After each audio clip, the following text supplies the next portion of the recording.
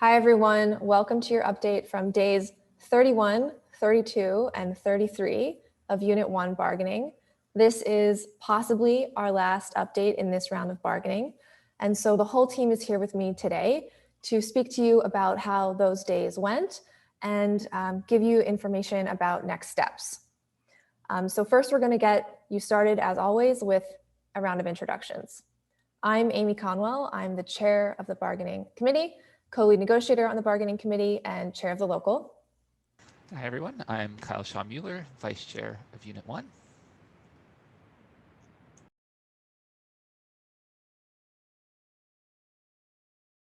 Hello, everyone. My name is Qusay Hassan. You can call me Q. I am the Division 3 representative on the bargaining committee, as well as the UTSC campus steward.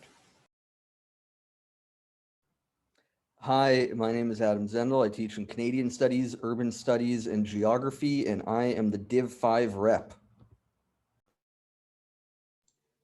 Hello all, I'm Eric Petrole. I am the Division 1 representative on your bargaining committee.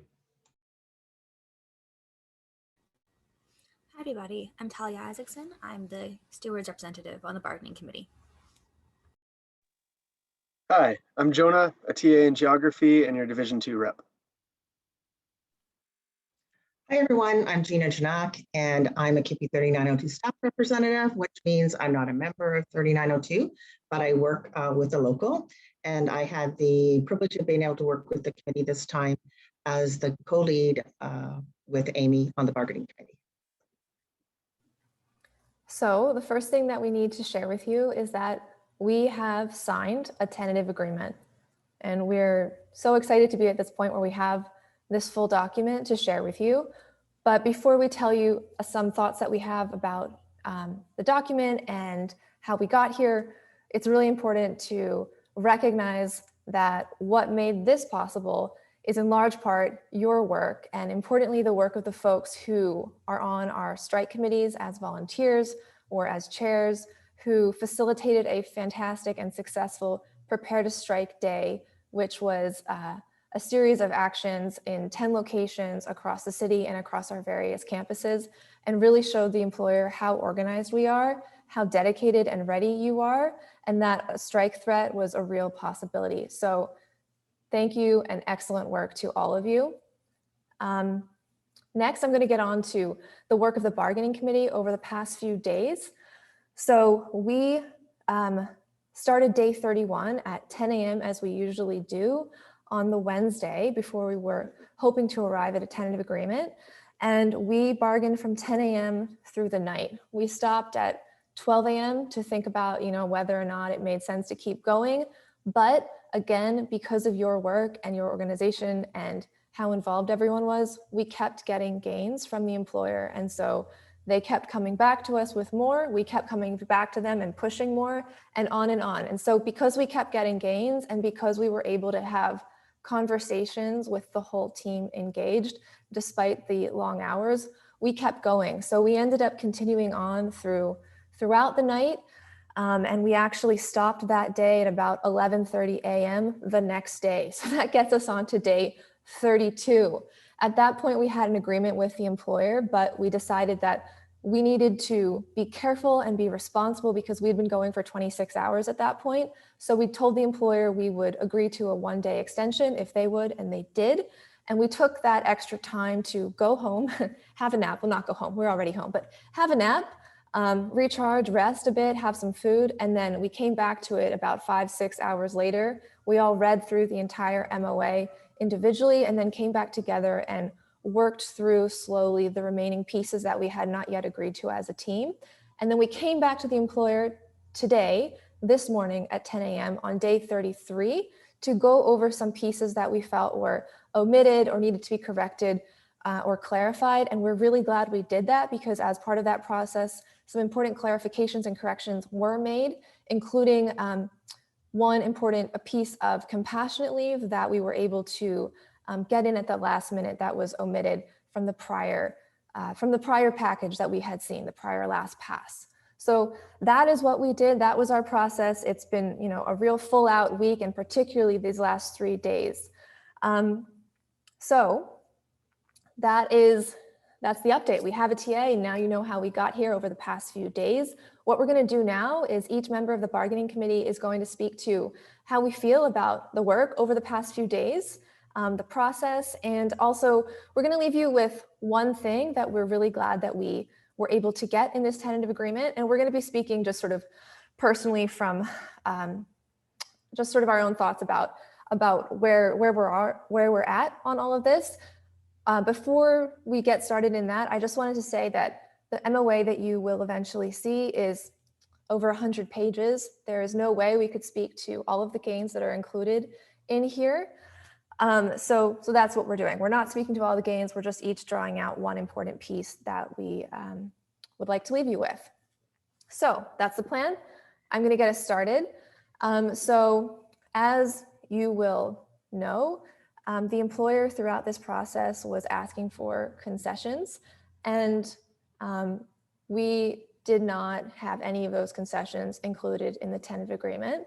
And then on the flip side, we had been pushing really hard for improved hiring criteria, and we got those hiring criteria. So now we have a simplified set of hiring criteria, an objective tiebreaker for both TA and CI hiring competitions, and a clear commitment and language that says that hiring criteria must be consistently applied, that nothing beyond what's listed in the hiring criteria can count towards the evaluation of the hiring competition and count towards the outcome, and that reference letters cannot be asked for and no outside materials can be asked for as part of the process unless it's explicitly going to be used, but in no case can reference letters be used.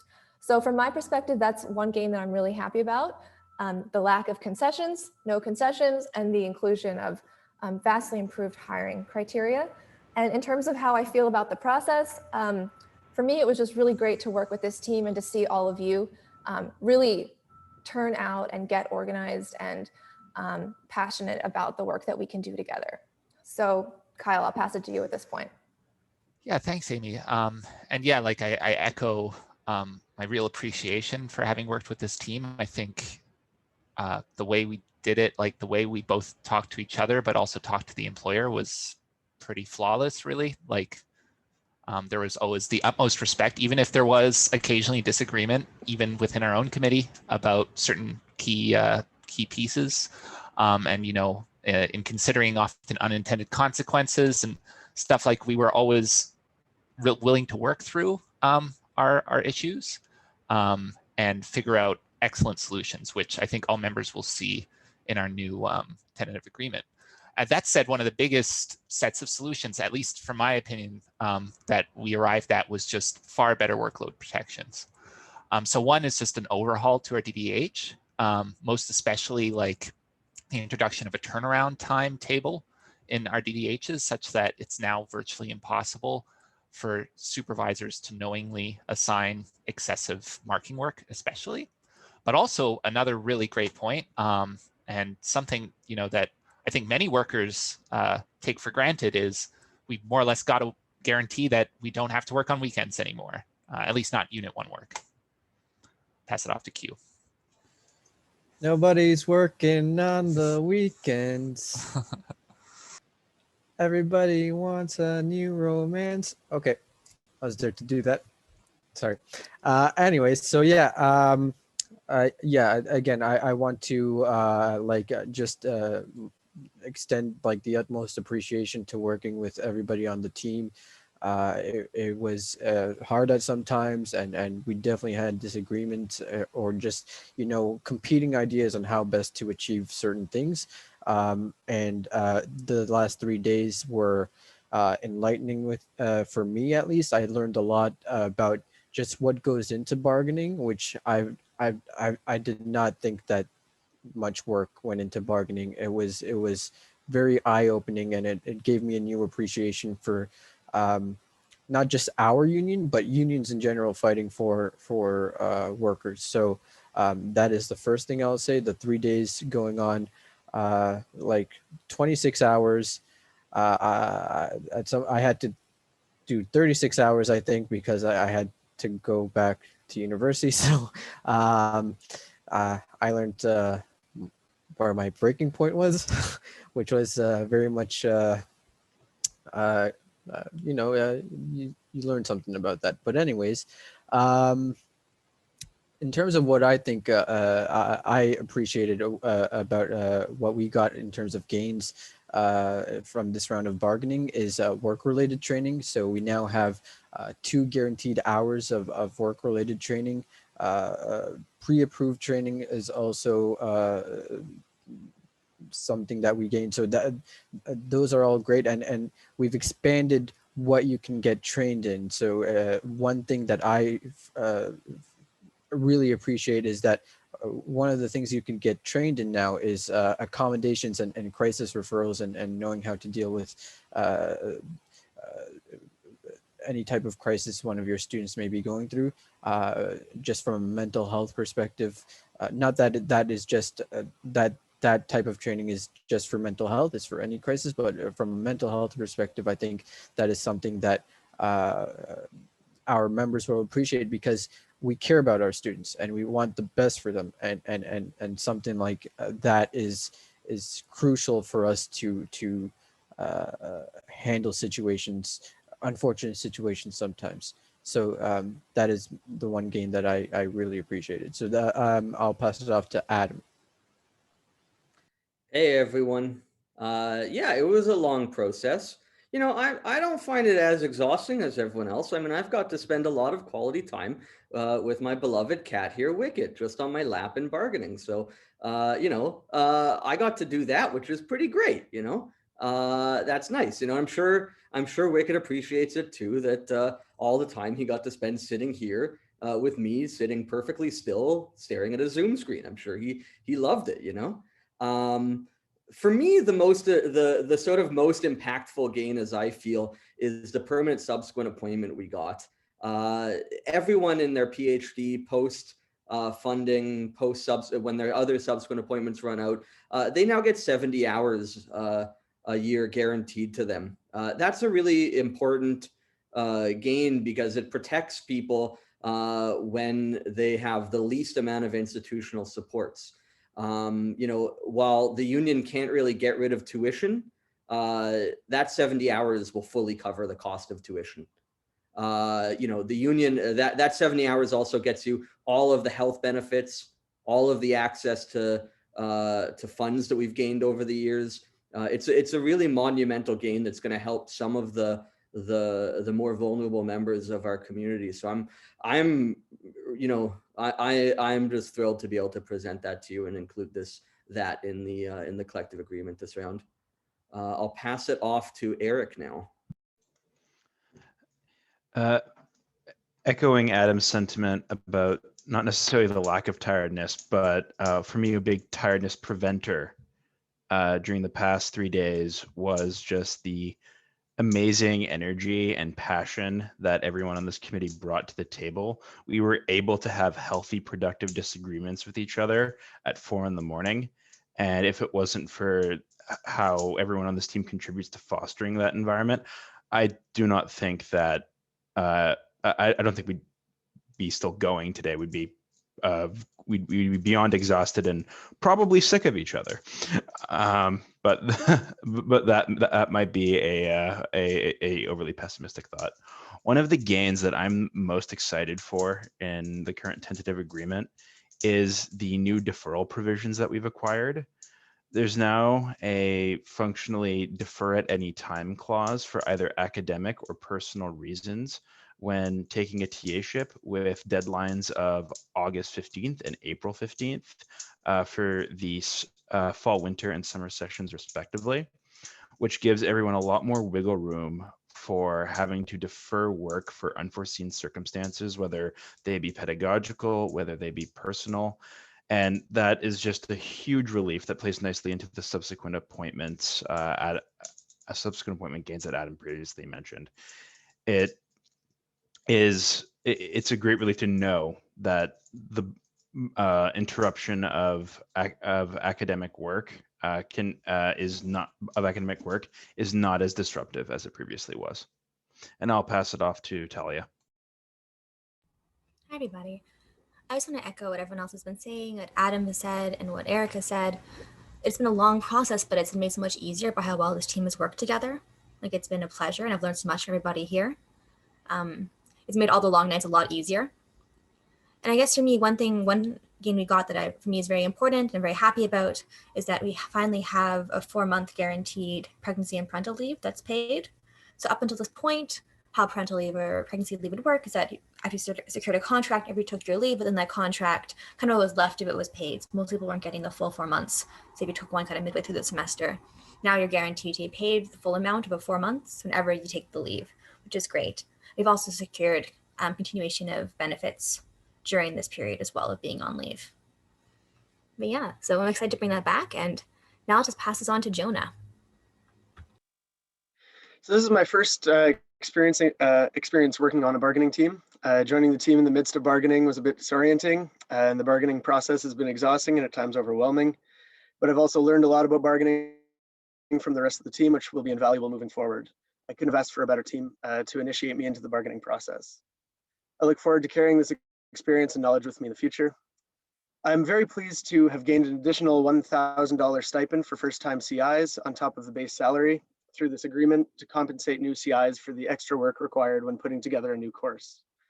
It's fantastic to have this work recognized and compensated. It's great knowing that this will be available for my colleagues and for me when I become a course instructor in the future. I'm going to pass it off to Gina. Hi, everyone.